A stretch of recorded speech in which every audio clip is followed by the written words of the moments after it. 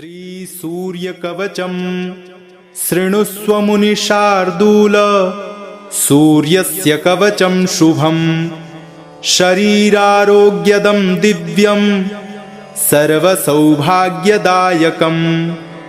दैदीप्यमानं मुकुटं स्फुरन्मकरकुण्डलं ध्यात्वा सहस्रकिरणं स्तोत्रमेतदुदीरयेत्। शिरो मे भास्करः पातु ललाटे मे मितद्युतिः। नेत्रे दिनमणिः पातु श्रवणे वासरेश्वरः। घ्राणं धर्मधृडिः पातु वदनं वेदवाहनः। जिह्वां मे मानदः पातु कण्ठं मे सुरवन्दितः। स्कन्धौ प्रभाकरं पातु वक्षः पातु जनप्रियः। पातु पादौ द्वादशात्मा सर्वाङ्गं सकलेश्वरः। सूर्यरक्षात्मकं स्तोत्रं लिखित्वा भूर्जपत्रके दधाति यः करे तस्य वशगाः सर्वसिद्धयः। सुस्नातो यो जपेत् सम्यक् योधीते स्वस्थमानसः। सरोगमुक्तो दीर्घायुः सुखं पुष्टिं च विन्दति। शृणुष्व मुनिशार्दूल सूर्यस्य कवचं शुभं शरीरारोग्यदं दिव्यं सर्वसौभाग्यदायकं। दैदीप्यमानं मुकुटं स्फुरन्मकरकुण्डलं ध्यात्वा सहस्रकिरणं स्तोत्रमेतदुदीरयेत्। शिरो मे भास्करः पातु ललाटे मे मितद्युतिः। नेत्रे दिनमणिः पातु श्रवणे वासरेश्वरः। घ्राणं धर्मधृडिः पातु वदनं वेदवाहनः।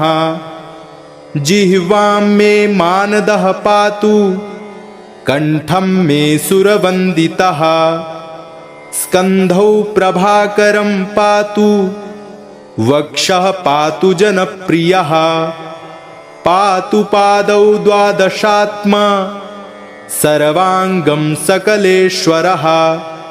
सूर्यरक्षात्मकं स्तोत्रं लिखित्वा भूर्जपत्रके दधाति यः करे तस्य वशगाः सर्वसिद्धयः।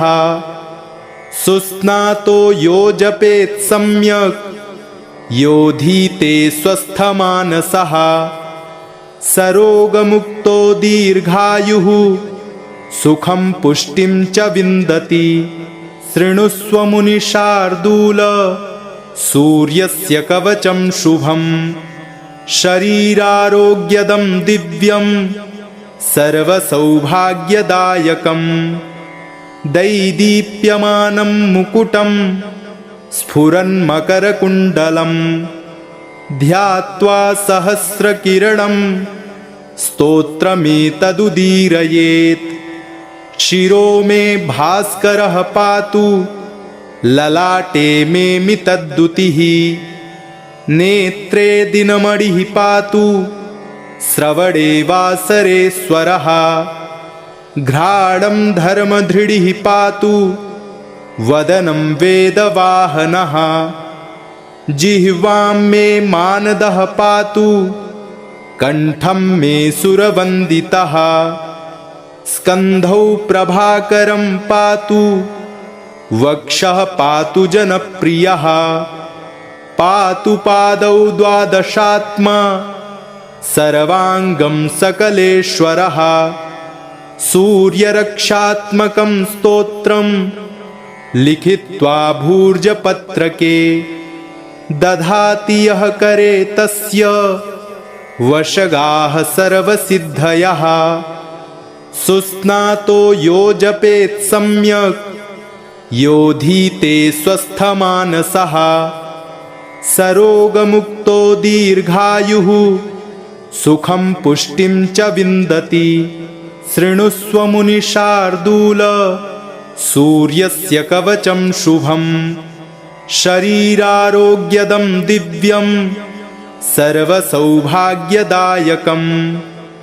दैदीप्यमानं मुकुटं स्फुरन्मकरकुण्डलम्। ध्यात्वा सहस्रकिरणं स्तोत्रमेतदुदीरयेत्। शिरो मे भास्करः पातु ललाटे मे मितद्युतिः। नेत्रे दिनमणिः पातु श्रवणे वासरेश्वरः। घ्राणं धर्मधृडिः पातु वदनं वेदवाहनः। जिह्वां मे मानदः पातु कण्ठं मे सुरवन्दितः। स्कन्धौ प्रभाकरं पातु वक्षः पातु जनप्रियः।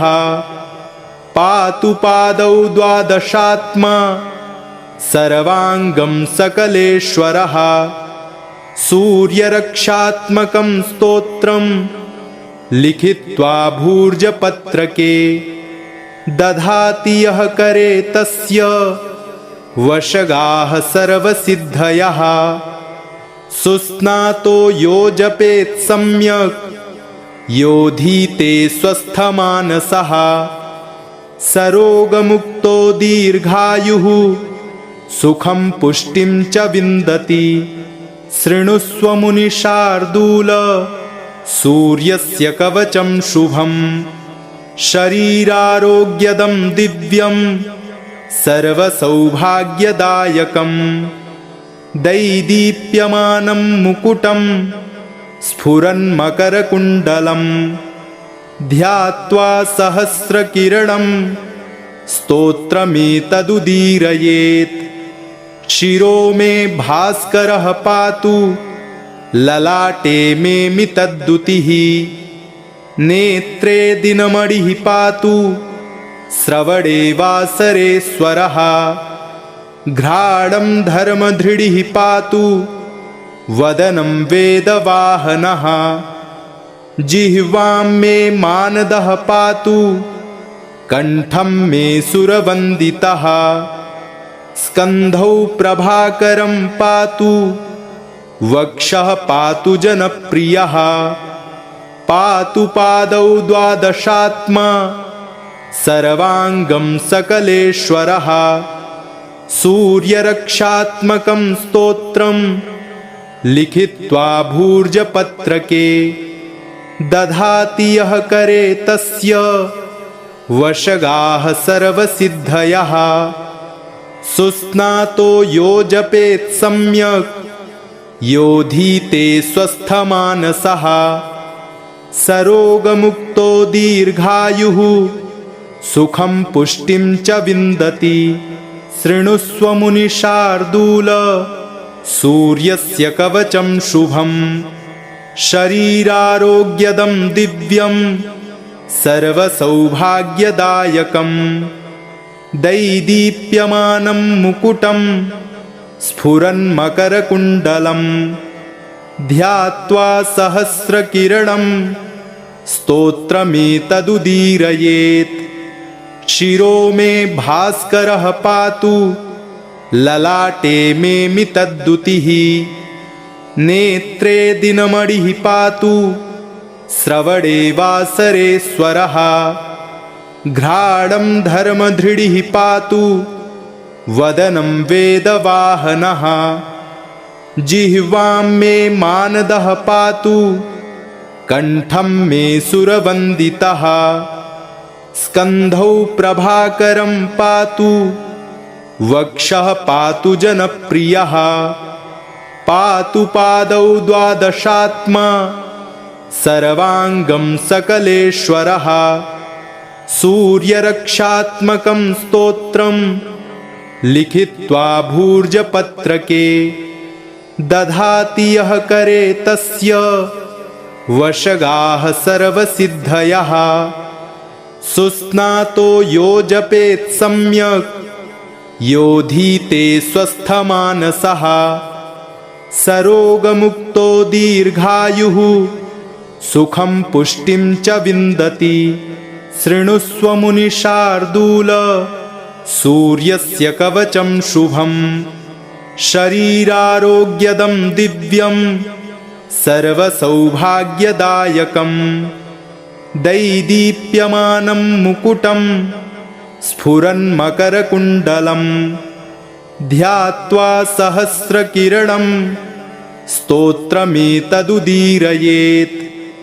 शिरो मे भास्करः पातु ललाटे मे मितद्युतिः नेत्रे दिनमणिः पातु श्रवणे वासरेश्वरः घ्राणं धर्मधृडिः पातु वदनं वेदवाहनः जिह्वां मे मानदः पातु कंठं मे सुरवन्दितः स्कन्धौ प्रभाकरं पातु वक्षः पातु जनप्रियः पातु पादौ द्वादशात्मा सर्वाङ्गं सकलेश्वरः सूर्यरक्षात्मकं स्तोत्रं लिखित्वा भूर्जपत्रके दधाति यः करे तस्य वशगाः सर्वसिद्धयः सुस्नातो यो जपेत् सम्यक् योधीते स्वस्थमानसः सरोगमुक्तो दीर्घायुः सुखं पुष्टिं च विन्दति। शृणुष्व मुनिशार्दूल सूर्यस्य कवचं शुभं शरीरारोग्यदं दिव्यं सर्वसौभाग्यदायकं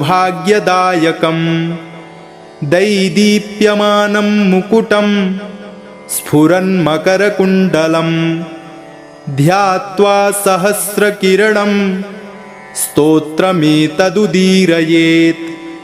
शिरो मे भास्करः पातु ललाटे मे मितद्युतिः नेत्रे दिनमणिः पातु श्रवणे वासरेश्वरः घ्राणं धर्मधृडिः पातु वदनं वेदवाहनः जिह्वां मे मानदः पातु कंठं मे सुरवन्दितः स्कन्धौ प्रभाकरं पातु वक्षः पातु जनप्रियः पातु पादौ द्वादशात्मा सर्वाङ्गं सकलेश्वरः सूर्यरक्षात्मकं स्तोत्रं लिखित्वा भूर्जपत्रके दधाति यः करे तस्य वशगाः सर्वसिद्धयः सुस्नातो यो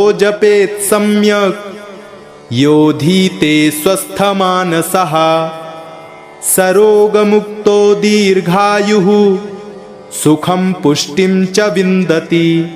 शृणुष्व मुनिशार्दूल सूर्यस्य कवचं शुभं शरीरारोग्यदं दिव्यं सर्वसौभाग्यदायकं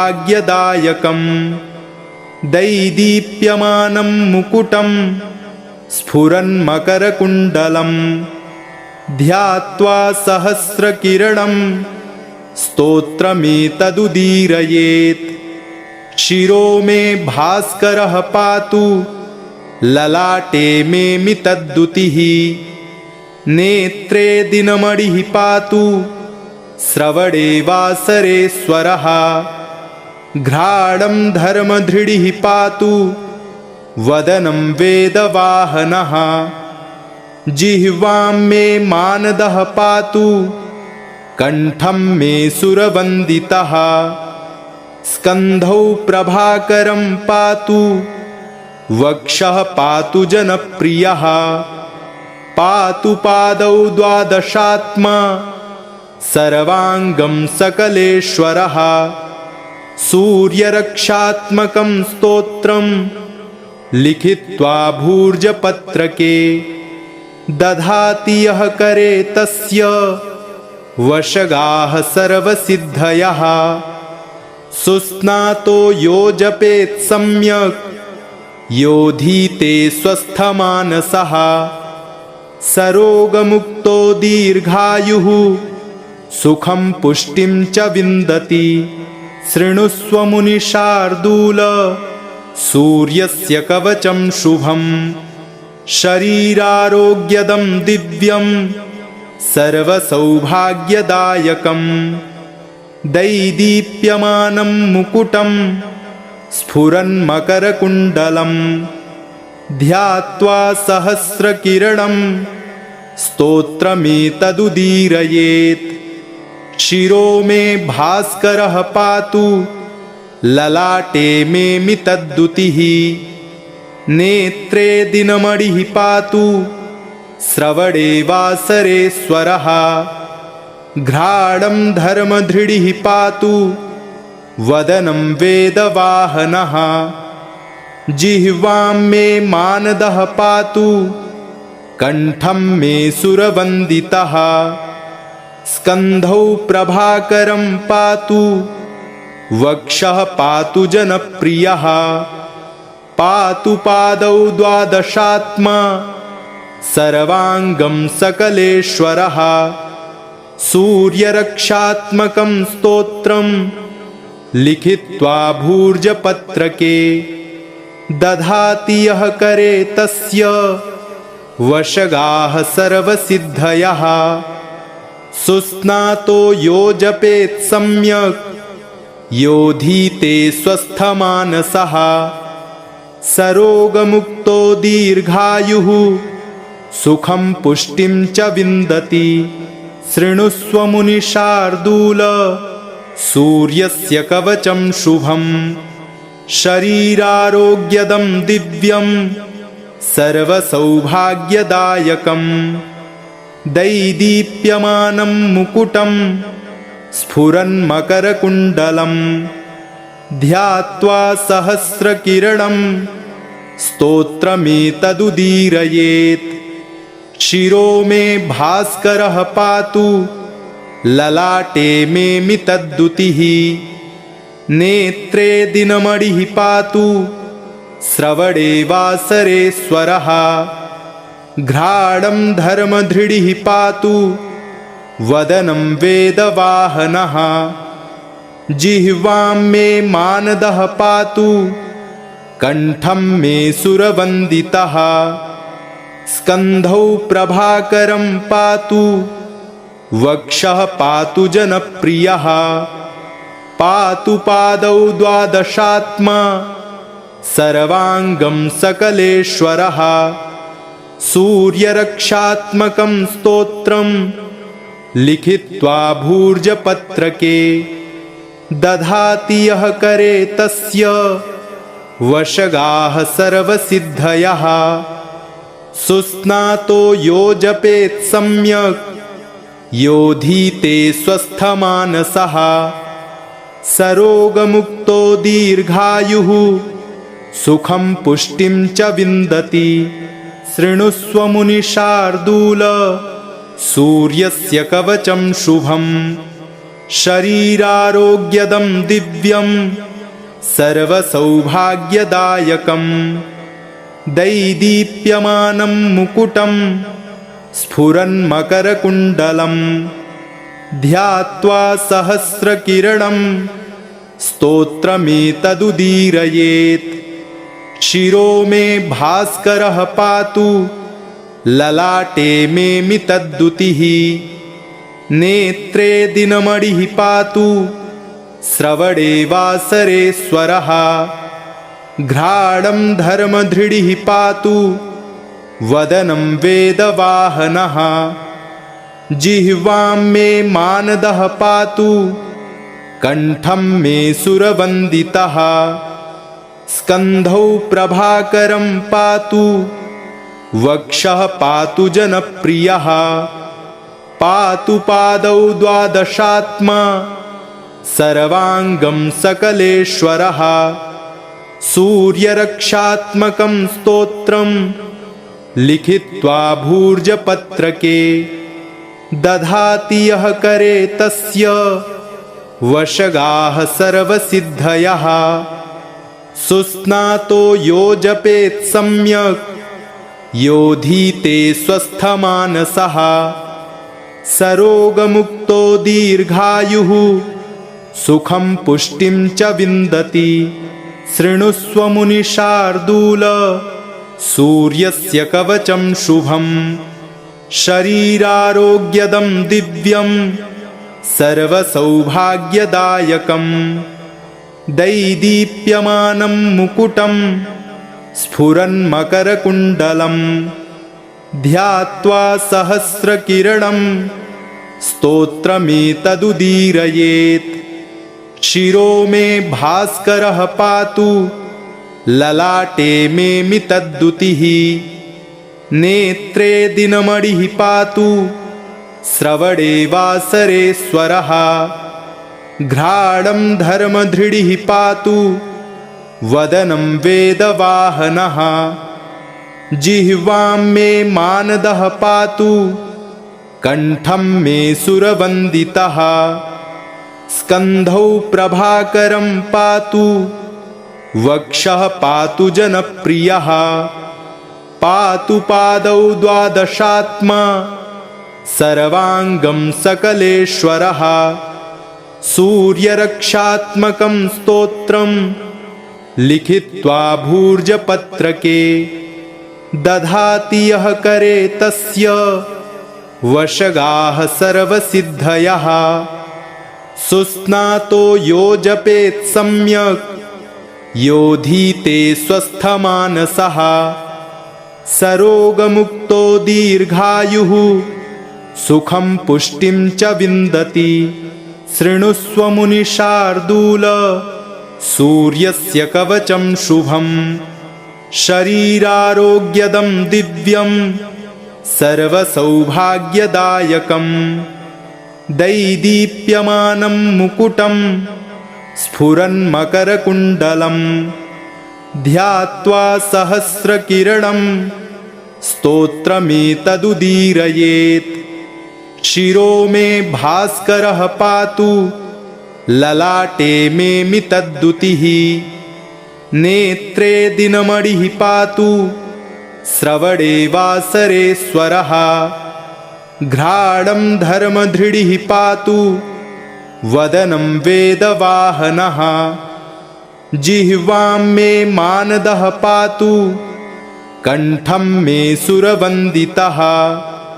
स्कन्धौ प्रभाकरं पातु वक्षः पातु जनप्रियः। पातु पादौ द्वादशात्मा सर्वाङ्गं सकलेश्वरः। सूर्यरक्षात्मकं स्तोत्रं लिखित्वा भूर्जपत्रके। दधाति यः करे तस्य वशगाः सर्वसिद्धयः। सुस्नातो यो जपेत् सम्यक् योधीते स्वस्थमानसः। सरोगमुक्तो दीर्घायुः सुखं पुष्टिं च विन्दति। शृणुष्व मुनिशार्दूल सूर्यस्य कवचं शुभं। शरीरारोग्यदं दिव्यं सर्वसौभाग्यदायकं। दैदीप्यमानं मुकुटं स्फुरन्मकरकुण्डलं। ध्यात्वा सहस्रकिरणं स्तोत्रमेतदुदीरयेत्। शिरो मे भास्करः पातु ललाटे मे मितद्युतिः। नेत्रे दिनमणिः पातु श्रवणे वासरेश्वरः।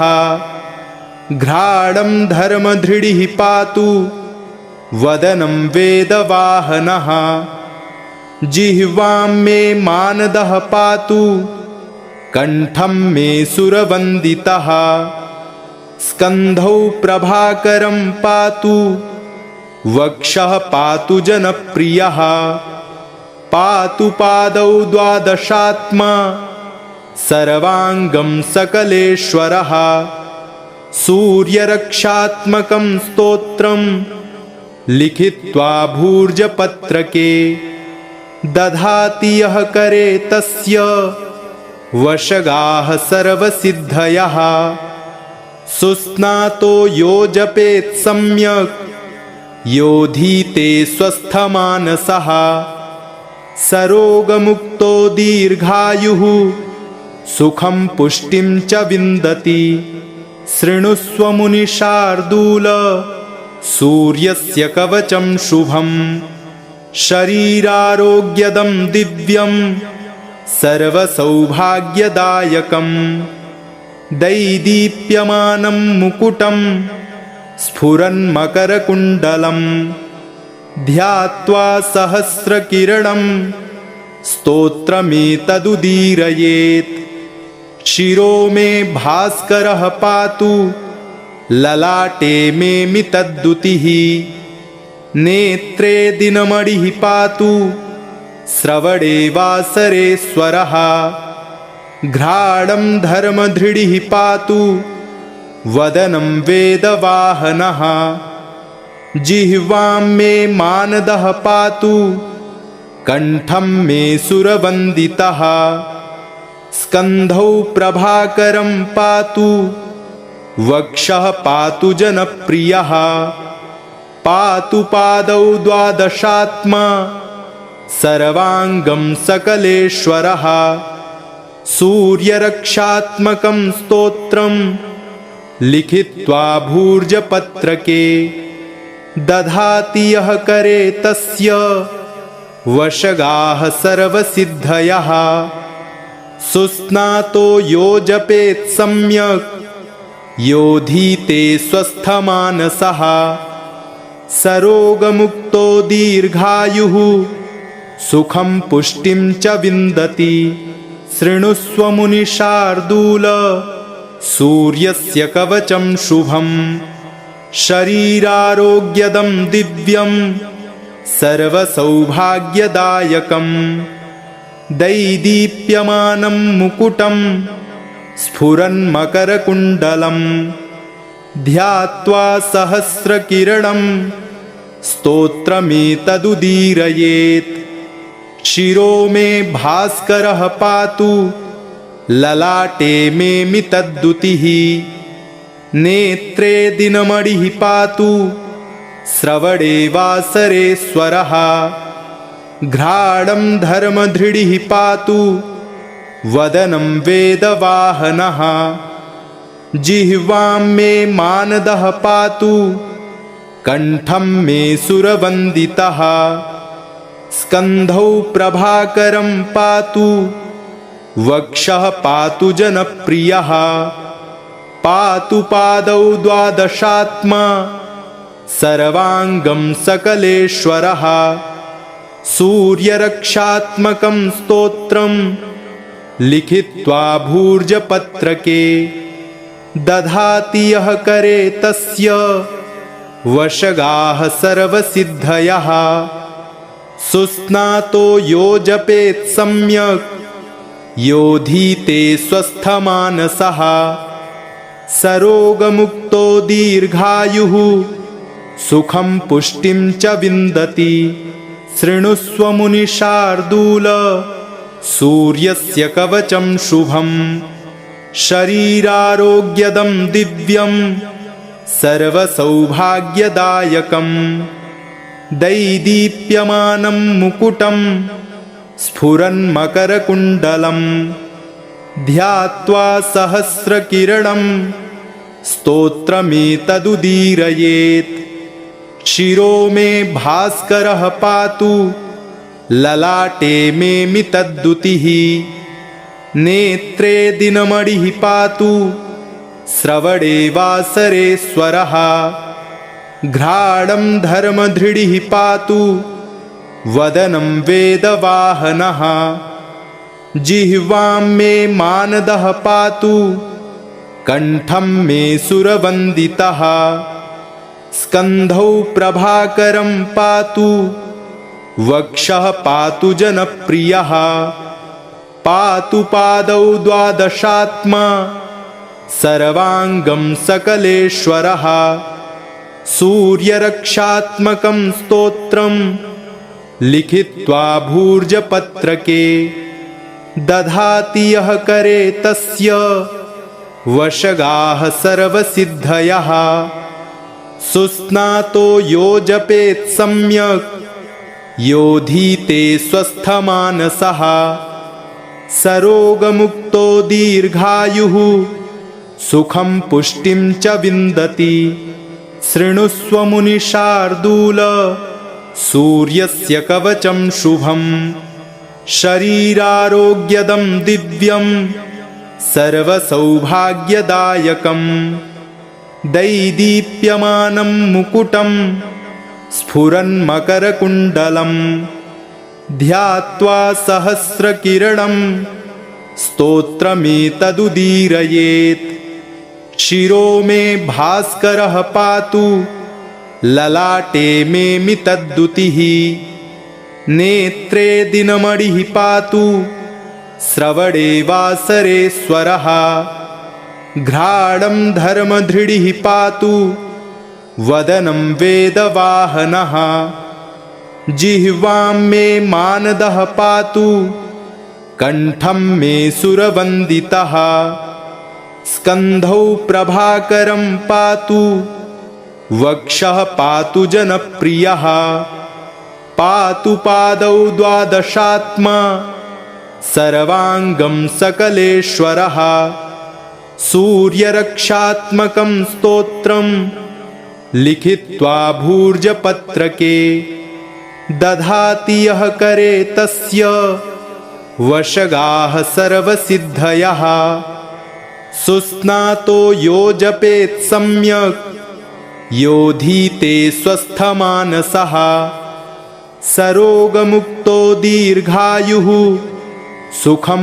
पुष्टिं च विन्दति शृणुष्व मुनिशार्दूल सूर्यस्य कवचं शुभं शरीरारोग्यदं दिव्यं सर्वसौभाग्यदायकं दैदीप्यमानं मुकुटं स्फुरन्मकरकुण्डलं ध्यात्वा सहस्रकिरणं स्तोत्रमेतदुदीरयेत् शिरो मे भास्करः पातु ललाटे मे मितद्दुतिः नेत्रे दिनमणिः पातु श्रवणे वासरे स्वरः घ्राणं धर्मधृडिः पातु वदनं वेदवाहनः जिह्वां मे मानदः पातु कंठं मे सुरवन्दितः स्कन्धौ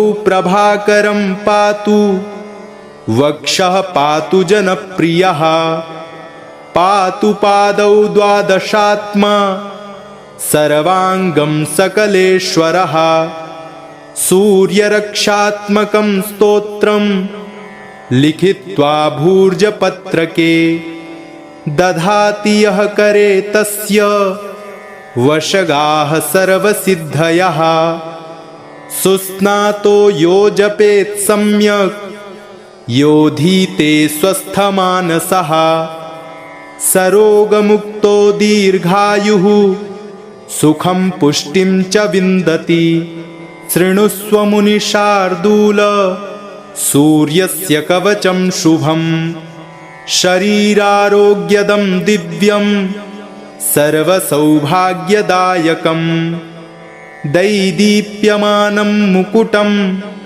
स्फुरन्मकरकुण्डलं ध्यात्वा सहस्रकिरणं स्तोत्रमेतदुदीरयेत् शिरो मे भास्करः पातु ललाटे मे मितद्दुतिः नेत्रे दिनमणिः पातु श्रवणे वासरे स्वरः घ्राणं धर्मधृडिः पातु वदनं वेदवाहनः जिह्वां मे मानदः पातु कंठं मे सुरवन्दितः स्कन्धौ प्रभाकरं पातु वक्षः पातु जनप्रियः पातु पादौ द्वादशात्मा सर्वाङ्गं सकलेश्वरः सूर्यरक्षात्मकं स्तोत्रं लिखित्वा भूर्जपत्रके दधाति यः करे तस्य वशगाः सर्वसिद्धयः। सुस्नातो यो जपेत् सम्यक् योधीते स्वस्थमानसः सरोगमुक्तो दीर्घायुः सुखं पुष्टिं च विन्दति। इति श्री सूर्यकवचं सम्पूर्णम्।